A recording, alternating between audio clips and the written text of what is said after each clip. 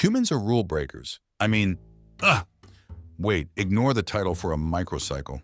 I'm just trying to set the stage for what I'm trying to convey to you all. So basically, a little while ago, I was assigned a human roommate in the university we go to.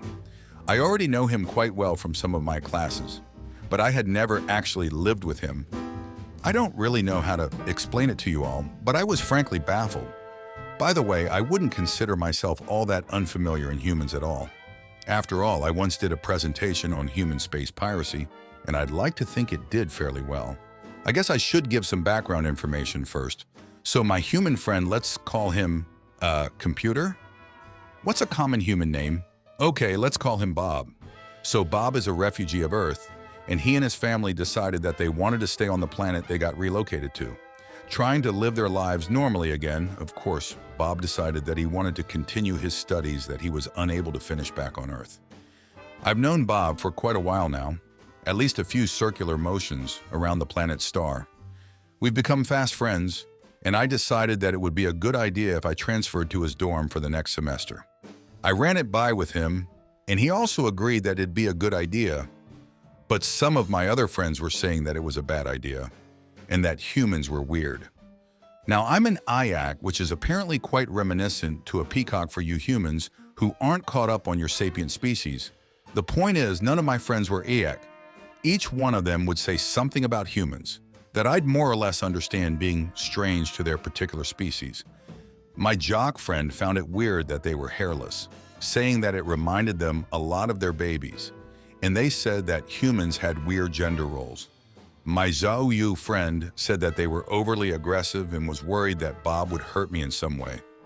My Kadisha friend simply thought that humans were too unpredictable, too chaotic. Jock have dominant females, while humans have dominant males. And of course, humans are furless, while Jock are completely covered in fur. Zhou are extraordinarily peaceful, so from their perspective, humans must look like barbarians. And Kadesh are proportionately unadaptive compared to most other species. So of course, the most adaptive species known so far would be considered chaotic. 3 things influenced my decision not to listen to them. 1 was that I knew Bob better than any of them had. I thought that I knew Bob well enough to not be surprised by anything. And also, none of what they said really sounded all that strange to me. But that's what I mean when I say that humans are rule breakers. You seem determined to break any preconceived rule that any species has about you. Well, I suppose what I'm talking about isn't necessarily a rule, but to me it's just weird. Basically, when I tried asking Bob about all his strangeness, he just said, "Ask HFY." And of course that was no help, but here I am. Well, that, and because I guess I like your stories. To be honest, I think Bob was just poking fun at my liking to HFY, but I decided to take it seriously and see if any of you could offer an explanation. Tell me what's just a quirk of Bob, and what is actually stuff that every human does all the time. So I suppose here is where the title comes in.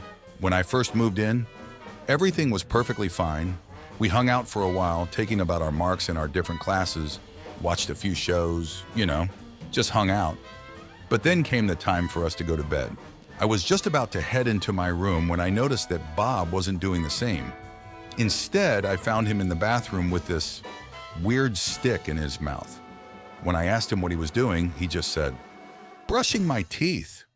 I didn't really understand why he was brushing his teeth, but I mostly just passed it off as a human thing. So I went to bed, and for the most part, everything was fine. But then came morning. I got up and was just about to head to the door for our classes, but then Bob called out to me saying that he wasn't ready. I asked him what he meant, and he said that he had to get ready for the day. What is that even supposed to mean? How are you supposed to get ready for a day? I decided that I would just wait and see, but then he went back to the bathroom and started brushing his teeth. Again, I was suspecting that he was doing it for cleaning. But then why would he clean his teeth twice without even eating anything? Also, why would he be doing it so frequently? It's not like his teeth are going to fall out if he doesn't brush them for a week. So when he finished, I once again started heading for the door, but once again he said he wasn't done. Now I was confused. What else would he need to do to, get ready for a day? Well, it turns out a lot. First, B decided to have a shower. Now, of course that isn't weird, But at that moment specifically, really? I thought we were going to be late for class. Is he just a clean freak? When I was sitting beside him yesterday, he smelled and looked fine. It didn't seem like he needed to clean himself so much. I asked him about that as well, and he said that it was because he didn't like his hair greasy. Again, how in the name of existence could he have gotten grease in his hair in the middle of the night? I didn't hear him leave his room, and I don't even know where he would have found any grease to begin with. Also, why is he pouring grease on his head? I gotta be honest, it did pass my mind to simply go and meet him there, but he's my friend. I shouldn't just abandon him, even if it resulted in the both of us being late. So again, I thought he was done, but oh, how I was wrong. He had to eat breakfast, as he called it. He had to shave his face for some reason. He had to put on deodorant. Oh, and then he had to take his medications. I don't know what his medications did, but he didn't seem all that defective to me. But there were like 4 bottles, all different types of pills and whatever else. He also said he was taking some vitamins as well, but I can't make any sense out of that. Why would he need to take vitamins? Doesn't he get enough of that from just living? Maybe all this medication is for his smell? He doesn't smell bad. I don't understand why he's so self-conscious about it.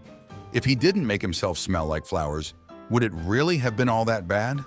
Is this something I should be concerned about? Why is he putting in so much effort just to leave his dorm room? Should I talk to him about it? It's almost like he's afraid to go outside sometimes. Speaking of which, even that is a problem, apparently. First, he has to put on sunscreen, as he calls it, or else he will burn. That's got to be fake, right? He's just messing with me at that point, right? Do any of you do this as well? Because frankly, I find it extremely hard to believe that he will combust into flames if he doesn't put on a special cream. Regardless, he treated it like he would, almost religiously applying it to his bare skin. Then he has to wear special clothes. Now this one I do understand better than the others. You humans are basically naked. I can understand why you'd need to cover up in the colder climates, but that just raises even more questions. Why would Bob move to a planet where the temperature is uncomfortable for him? I don't think that his options were limited. Even then, he could simply decide to live closer to the equator. Is this bad? Like, could it be that his family is abusing him? It doesn't seem moral to me that his parents decided to move to a place where he would be perpetually uncomfortable. I'd appreciate it if one of you could let me know in the comments, because I am a little concerned for him. At first it was just an annoyance, but now it almost seems like he's trying not to be human. Why does he want to get rid of his normal smell? Why doesn't he trust his body to take care of him? Why would he move somewhere where his body is telling him he shouldn't be? I honestly don't understand. He's just laughing it off whenever I bring it up with him, but it frankly seems completely ridiculous. The world we both live in is known for its mountains. I decided to take a course here because the climate was much like my homeworld. Same temperature, same gravity, same issues. My body is capable of living here without any problems. I prune myself when I want to get clean. I eat only when I get hungry, and for the most part, I simply let my body do what it needs to do. Bob, though, it's so strange. How are you humans supposed to work? Naturally, I mean.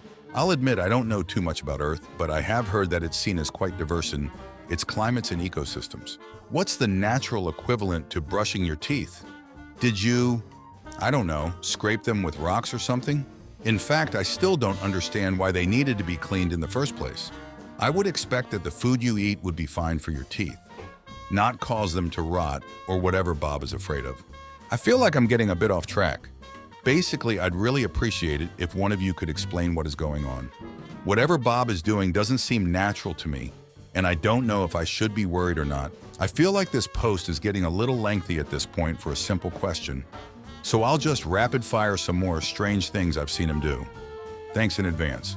He has to get a haircut every few months. He has to go to the dentist to see if he cleaned his teeth correctly.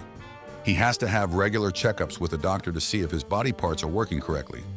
He picks his nose for some reason, sometimes blows into a paper rag, but only in rare cases. He puts on lip balm on the drier seasons. He has to cut his nails. He has to comb his hair. He has to cook his food or else he'll get sick. He has to wear this weird glass eye frame when he reads. He has to exercise or else he'll be unhealthy. He has to do his laundry, even if his clothes aren't visibly dirty. He has to wear socks to put on shoes.